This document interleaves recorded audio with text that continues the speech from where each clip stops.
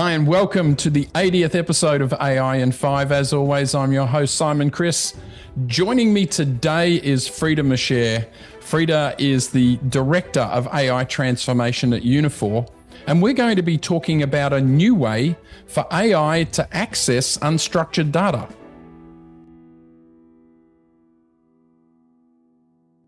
Hi, Freda, and welcome to AI in 5. Thanks for joining us.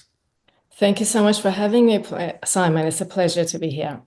Now, we're going to jump right into this because we've only got 5 minutes. And I wanted to talk with you about data, and in particular, unstructured data. Companies have tons of this stuff sitting in Confluence and SharePoint and Dropbox and OneDrive folders. They're PDFs and Excels and all that sort of stuff.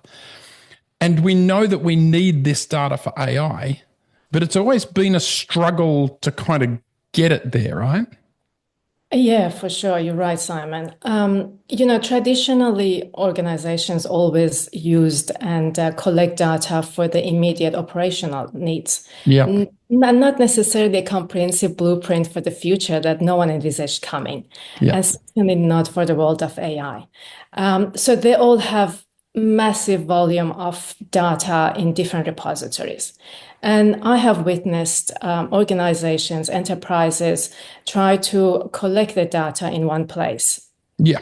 You mean like a data lake or something like that, yeah, right? but also by going through really complex integrations, ETL projects, which stands for extracting, transforming, and loading data, is time consuming, resource heavy, and very costly. Yeah. There is an exciting new technology out there that can enable organizations to harness data where it resides. So without moving it or transforming it, but where it resides. Okay. Without the need of moving it or transforming it. And we can deploy that rapidly with the help of intelligent AI agents that can clean the enterprise data by discovering it, identifying it, and organizing it. Yep. So we're talking about really a breakthrough combination that can help organizations to unify their data and step into the world of AI. Well, it's got to be a much faster path if we don't have to. Even when I think about it in simple terms, I think about taking all these PDFs and vectorizing them or putting them into a graph database or, something like that so that you've got speed for AI. But you're saying it can reside where it is.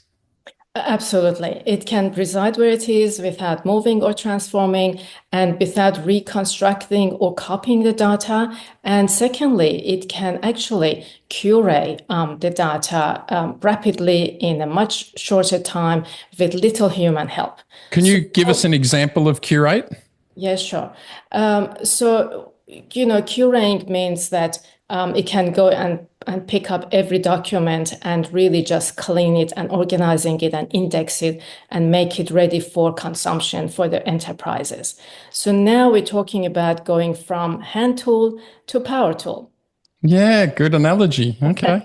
And that really empowers the organizations to have the freedom to really overcome that restrictions with unifying data. And that gives them really power to have the confidence in the data that is unified and that's accurate and good to go for AI and for the use of consumption.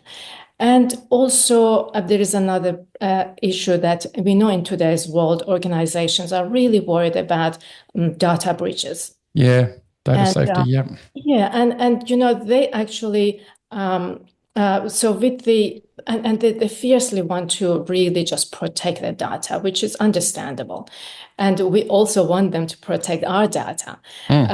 And so with this new combination that I just mentioned, it's really, there is no worry about data security and sovereignty. So that's quite secure and not compromised. Yeah. Wow. Yeah. Because that whole thing of security and sovereignty is a big thing for people.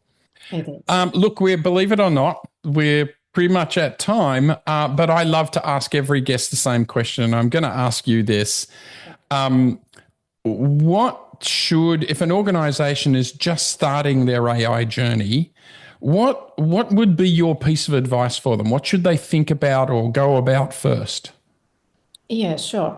Like anything in life, isn't it? The more organized we are, the better outcome we get. True. And then, beside getting the house in order and data, looking into the data, what's proven to be really practical is really defining a coherent framework and outlining a clear objectives.